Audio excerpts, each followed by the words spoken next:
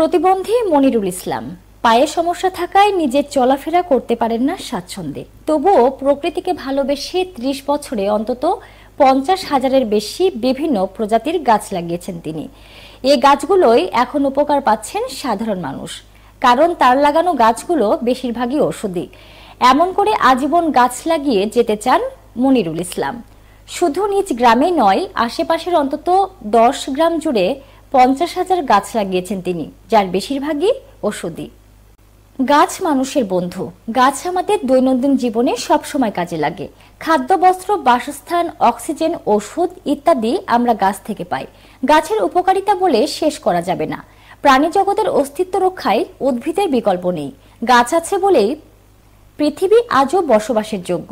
কিন্তু দিনের পর দিন গাছ কেটে পরিবেশকে হুমকির মুখে ফেলে দিচ্ছি আমরা।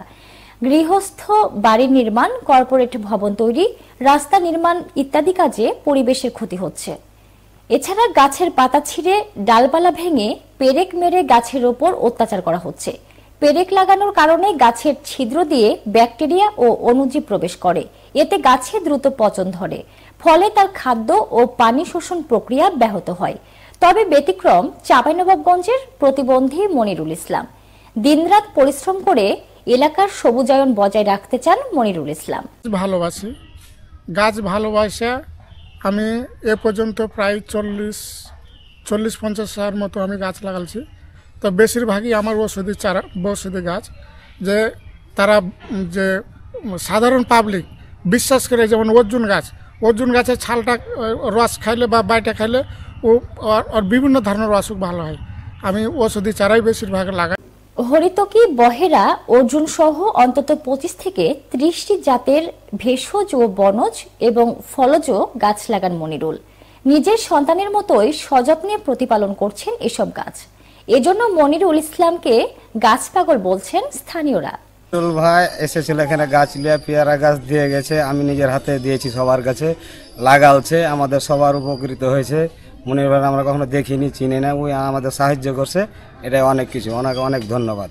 তো বিভিন্ন ধরনের ওষুধের চারা মারা এগুলো লাগাচ্ছে।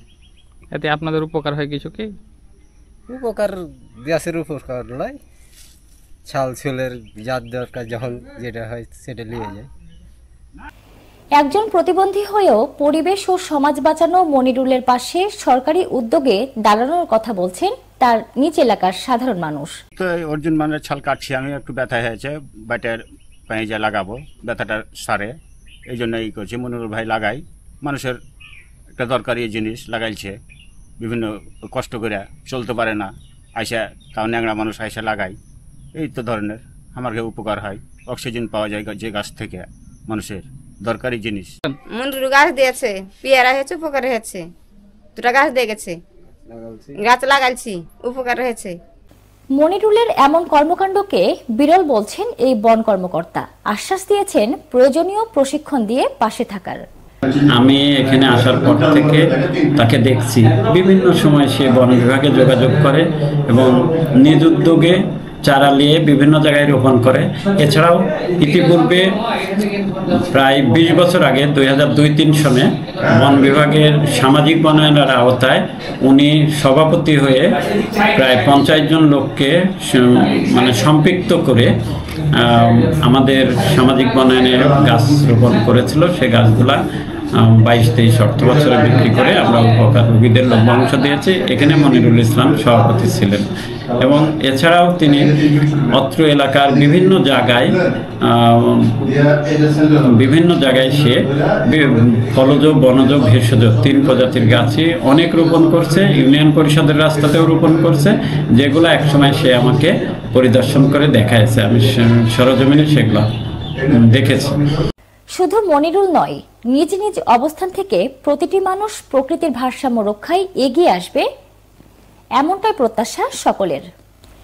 এই ছিল বরেন্দ্র সংবাদে সাথে থাকার জন্য ধন্যবাদ।